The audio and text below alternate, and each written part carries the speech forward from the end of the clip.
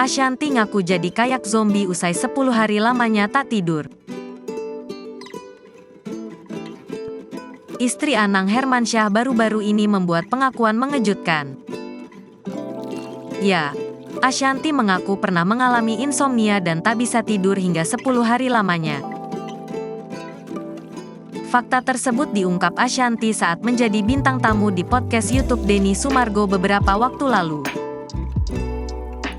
Awalnya, Denny Sumargo menanyakan soal Ashanty yang pernah tidak bisa tidur hingga 10 lamanya. Ashanty membenarkan hal tersebut hingga menyebut dirinya sudah seperti mayat hidup alias zombie. Iya, nggak tidur selama 10 hari. Jadi zombie beneran. Ungkap Ashanty dikutip dari YouTube Curhat Bang Denny Sumargo. Rabu, tanggal 2 Agustus tahun 2023.